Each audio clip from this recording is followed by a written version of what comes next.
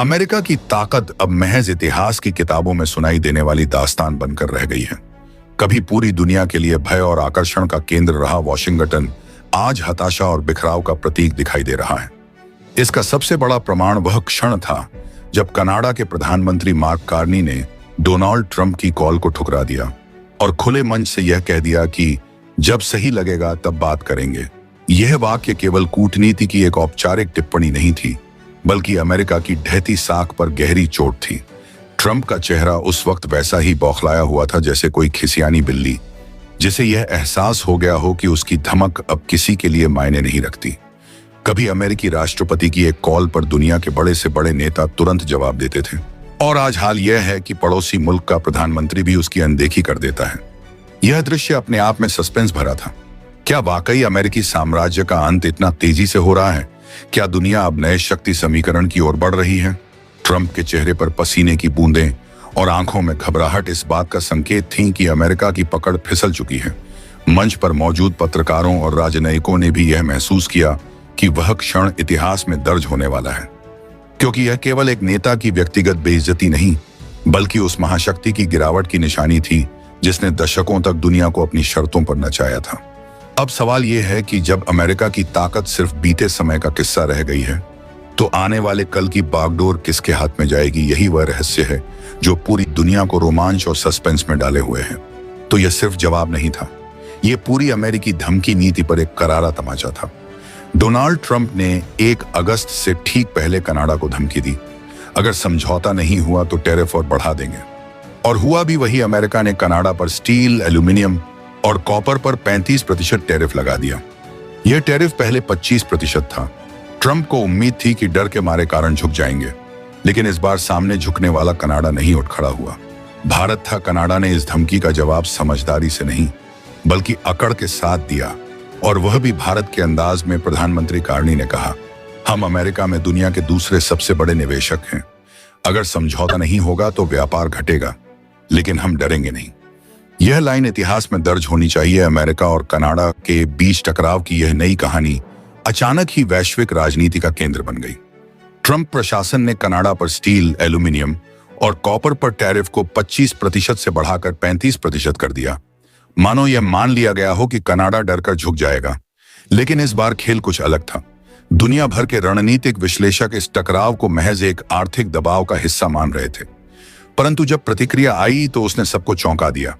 Canada ने झुकने की बजाय भारत की शैली में सीधी चुनौती दे डाली।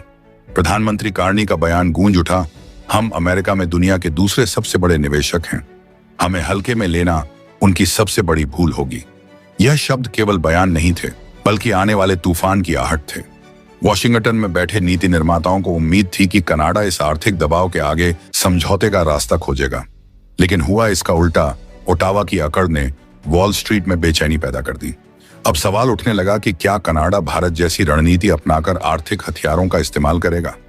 भारत ने जब अतीत में अमेरिका के दबाव का सामना किया था, तो उसने न केवल अपने बाजारों को अमेरिकी उत्पादों से सीमित किया, बल्कि वैकल्पिक साझेदारियां तलाश कर वैश्विक मंच पर अपनी स्थिति मजबूत की थी। कार्नी का लहजा उसी रास्ते की ओर संकेत कर रहा था।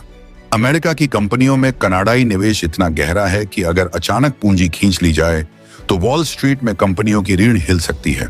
यही डर ट्रंप की रातों की नींद उड़ा रहा था। डर इस बात का है कनाडा के अगले कदम क्या होंगे।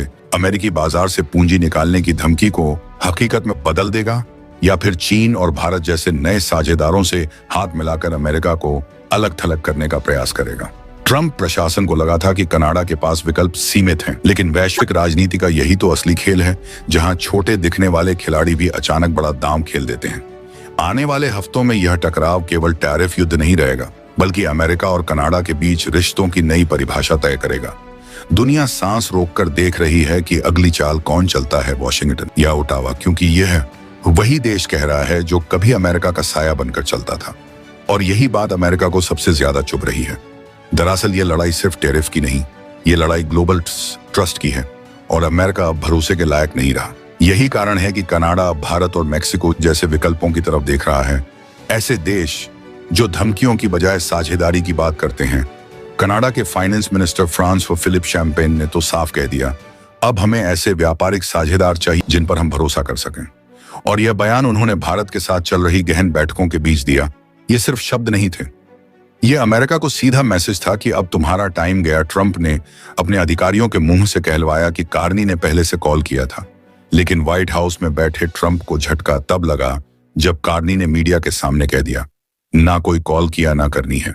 यह ट्रंप के राजनीतिक करियर की सबसे शर्मनाक झूठी बाइट मानी जा रही है, और सबसे बड़ी बात, इसे काटा भी नहीं जा सका।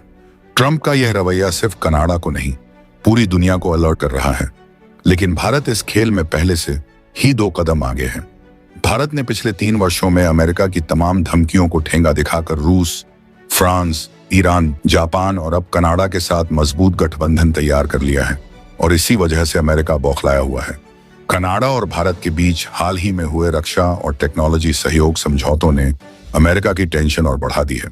जहां एक ओर अमेरिका अपने पुराने व्यापारिक समझौतों को तोड़ रहा है, वहीं भारत और Canada green energy, tech transfer, medicine supply, education और आर्टिफिशियल इंटेलिजेंस जैसे क्षेत्रों में सहयोग बढ़ा रहे हैं। ट्रंप ने यह टैरिफ कुमा समझौते को दरकिनार करके लगाया, जबकि CUSMA Canada United States Mexico agreement के तहत ऐसे टैरिफ गैरकानूनी है। लेकिन ट्रंप को अब ना समझौतों की परवाह है ना अंतर्राष्ट्रीय नियमों की। उन्हें बस इस बात की जलन है कि भारत अब पूरी दुनिया का भरोसेमंद नेता बनता जा रहा है। मार्क कार्नी का बयान सिर्फ ट्रंप के लिए नहीं था, बल्कि अमेरिका की पुरानी हैसियत को चुनौती देने वाला एक संदेश था। कार्नी ने कहा, हमारा 40 मिलियन लोगों का देश है जो अमेरिका में बड़ी मात्रा में निवेश करता है, और यह वो वक्त है जब भारत भी कनाडा में निवेश बढ़ा रहा है, यानी दोनों मिलकर अमेरिका की अर्थव्यवस्था को मात देने की ओर बढ़ रहे हैं। मेक्सिको की राष्ट्रपति क्लाउडिया शबाम के साथ कनाडा की मीटिंग और भारत के विदेश मंत्री से समानांतर संवाद ने एक नया त्रिकोण खड़ा कर दिया है। भारत, कनाडा और मेक्सिको, यह ब्लॉक अब अमेरिका के विरोध में नहीं बल्कि उसकी जगह लेने को तैयार है, वह भी बिना किसी धमकी के। भारत की ताकत को अमेरिका पहले सॉफ्ट पावर मानता था, लेकिन अब वही भारत हार्ड इकोनॉमिक पावर बन गया है। यही कारण है कि जब कनाडा अमेरिका को जवाब देता है तो अमेरिका समझ जाता है कि इसके पीछे भारत की रीढ़ खड़ी है। भारत की शक्ति को लंबे समय तक अमेरिका ने केवल सॉफ्ट पावर के नजरिए से देखा था। योग, बॉलीवुड, लोकतंत्र की परंपरा, आईटी सेवाएं और शिक्षा में योगदान जैसे क्षेत्रों तक सीमित। लेकिन पिछले 1 दशक में भारत की स्थिति पूरी तरह बदल चुकी है। आज भारत केवल सांस्कृतिक या वैचारिक शक्ति नहीं है, बल्कि वह एक हार्ड इकोनॉमिक पावर बन चुका है। इसकी वजह स्पष्ट है। भारत आज दुनिया की 5वीं सबसे बड़ी अर्थव्यवस्था है, जिसमें तीव्र गति से बढ़ता हुआ उपभोग बाजार, मजबूत स्टार्टअप इकोसिस्टम, तकनीकी नवाचार और वैश्विक आपूर्ति श्रृंखला में निर्णायक भूमिका शामिल है। अमेरिका जैसे राष्ट्रों ने यह महसूस किया है कि भारत की आर्थिक मजबूती अब केवल अपने नागरिकों तक सीमित नहीं, बल्कि वैश्विक भू राजनीति और कूटनीति पर भी असर डालती है। यही कारण है कि जब कनाडा जैसे देश अमेरिका के सामने विरोध या कठोर भाषा का प्रयोग करते हैं, तो वॉशिंगटन तुरंत समझ जाता है कि उसके पीछे भारत का सख्त और आत्मविश्वासी रुख मौजूद है। दरअसल भारत अब उस दौर से आगे निकल चुका है जब वह केवल विकासशील देशों के प्रतिनिधि के रूप में देखा जाता था। अब भारत निवेश का गढ़, रक्षा तकनीक का बड़ा साझेदार और रणनीतिक सहयोग में निर्णायक शक्ति बन चुका है। यही कारण है कि अमेरिका की विदेश नीति में भारत की भूमिका अब पहले से कहीं ज्यादा ठोस और अनिवार्य हो गई है।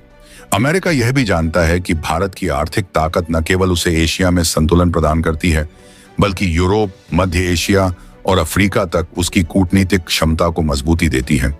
इसलिए जब भी कोई पश्चिमी राष्ट्र अमेरिका से भिन्न स्वर अपनाता है, अमेरिका यह मानकर चलता है कि भारत की नई आर्थिक रीढ़ें उस आवाज को बल प्रदान कर रही है। इस प्रकार भारत अब सॉफ्ट पावर से आगे बढ़कर हार्ड इकोनॉमिक पावर के रूप में वैश्विक राजनीति की धुरी बन गया है, और इसीलिए ट्रंप जैसे नेता झूठ का सहारा लेने लगे हैं। आज भारत अमेरिका की वैक्सीन नीति से लेकर सेमीकंडक्टर इंडस्ट्री, स्पेस टेक्नोलॉजी और ग्लोबल ट्रेड रूट्स तक हर मोर्चे पर सीधा मुकाबला कर रहा है। अमेरिका के पुराने साथियों ऑस्ट्रेलिया, जर्मनी, जापान तक ने भारत के साथ डील्स करना शुरू कर दिया है। कनाडा भी अब उसी रास्ते पर चल पड़ा है। कनाडा के विदेश मंत्री अनीता आनंद और भारत के उच्चायुक्त के बीच हुई बैठक में दोनों देशों ने स्पष्ट किया कि भविष्य भरोसे पर बनेगा, धमकियों पर नहीं। यह लाइन अब अमेरिका को अंदर तक काट रही है। ट्रंप की चालें फेल हो चुकी हैं, क्योंकि अब देश डरने के बजाय मुस्कुरा रहे हैं। डोनाल्ड ट्रंप ने सोचा था कि वह टैरिफ की धमकी देकर कनाडा को दबा लेंगे, जैसे वह कभी अफ्रीका, चीन या यूरोप के साथ कर चुके हैं, लेकिन इस बार ट्रंप की हर चाल उल्टी पड़ी, क्योंकि सामने भारत जैसे दोस्त के साथ खड़ा एक बदला हुआ कनाडा था जो जी हजूर नहीं कहता। अमेरिका को अब समझ आ जाना चाहिए कि उसकी डॉलर डिप्लोमेसी का दौर खत्म हो चुका है। आज दुनिया मल्टीपोलर है और ब्रिक्स जैसी संगठन उसका नया केंद्र बनता जा रहा है। ट्रंप की बौखलाहट सिर्फ कनाडा पर नहीं, भारत की छांव में पल रही एक नई वैश्विक व्यवस्था पर हमला है। ट्रंप के लिए यह सिर्फ एक टैरिफ नहीं है, यह उसकी डूबती ताकत को छुपाने की नाकाम कोशिश है। जब कोई देश झूठ बोलने लगे कि उन्होंने मुझे कॉल किया और दूसरी तरफ से सार्वजनिक रूप से उसका खंडन हो, तो समझ लीजिए कि अब उस देश की धमकियां भी जोक्स बन चुकी हैं। कनाडा ने ट्रंप को जवाब दे दिया और भारत की छाया ने उस जवाब को मजबूती दे दी। अब अमेरिका के पास सिर्फ एक ही रास्ता बचा है, या तो नए भरोसे की भाषा सीखिए या फिर अकेला होकर अपने ही बनाए हुए टैरिफ के जाल में फंसे। और इस बार अंग्रेजी अमेरिका का मेक अमेरिका ग्रेट अगेन सिर्फ एक खोखला नारा बनकर रह गया है। कनाडा और भारत के रिश्ते सिर्फ व्यापार तक सीमित नहीं है, बल्कि इनकी जड़ें अब रणनीतिक साझेदारी तक फैली हुई है। चाहे बात क्वाड जैसे बहुपक्षीय मंच की हो या इंडो पैसिफिक स्ट्रेटेजिक फोकस की, भारत और कनाडा दोनों अब एक समान सोच साझा करते हैं। इस सोच का केंद्र बिंदु यही है, दबाव में नहीं बराबरी में काम होगा। और यही सोच अमेरिका को गले नहीं उतर रही। जहां एक ओर अमेरिका भारत पर बार बार रूस से तेल खरीदने पर ताने मारता रहा, वहीं दूसरी ओर कनाडा ने इस पर भारत का साथ दिया। कनाडा के विदेश मामलों के मंत्रालय ने स्पष्ट किया कि भारत जैसे देश को उसकी ऊर्जा सुरक्षा और आर्थिक प्राथमिकताओं के हिसाब से फैसले लेने की आजादी मिलनी चाहिए। यह बयान अमेरिका के उस एजेंडे को सीधी चुनौती था जो हर देश को अमेरिकी लाइन पर चलाना चाहता है। अभी हाल में भारत और कनाडा के बीच एजुकेशन और स्किल डेवलपमेंट को लेकर भी कई समझौते हुए हैं, जिसमें कनाडा भारतीय छात्रों के लिए विशेष स्कॉलरशिप प्रोग्राम लाने पर विचार कर रहा है। इससे भारत के युवाओं को सीधा फायदा होगा और अमेरिका का वह मोनोपोली स्टेटस टूट जाएगा जिसमें वह एजुकेशन के जरिए हर साल अरबों डॉलर कमाता है। ट्रंप को इस टूटते दबदबे की भी भारी जलन है। कनाडा ने ट्रंप के टैरिफ हमले को अंतर्राष्ट्रीय मंचों पर उठाने की भी तैयारी कर ली है।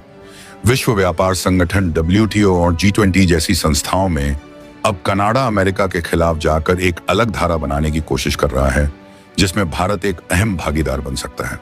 भारत पहले ही WTO में कई बार अमेरिका की एकतरफा नीति को चुनौती दे चुका है और कनाडा को भारत जैसा मजबूत समर्थन मिलना अमेरिका के लिए बड़ा खतरा बन चुका है। भारत की एक्ट ईस्ट नीति में अब कनाडा भी तेजी से जगह बना रहा है। पहले यह नीति आसियान देशों तक सीमित मानी जाती थी, लेकिन अब कनाडा के साथ लॉजिस्टिक्स, टेक्नोलॉजी और खाद्य सुरक्षा जैसे क्षेत्रों में तेजी से सहयोग हो रहा है। अमेरिका को यह समझ आ चुका है कि अब भारत प्रशांत क्षेत्र में उसका अकेला बोलबाला नहीं है और भारत इस पूरी भू राजनीतिक तस्वीर का सबसे बड़ा खिलाड़ी बन चुका है। कनाडा की एक और चौंकाने वाली रणनीति यह भी रही कि उसने अमेरिका के खिलाफ फ्रांस, जर्मनी और यहाँ तक कि ब्राजील जैसे देशों से भी चुपचाप समर्थन लेना शुरू कर दिया है। इन सभी देशों के साथ भारत के पहले से मजबूत संबंध है, यानी ट्रंप की गाड़ी अब चारों तरफ से घिरी हुई है और स्टीयरिंग धीरे धीरे भारत जैसे देशों के हाथ आता जा रहा है। यही वजह है कि अब अमेरिका की प्रतिक्रिया में जलन, गुस्सा और झूठ शामिल है, ठोस रणनीति नहीं।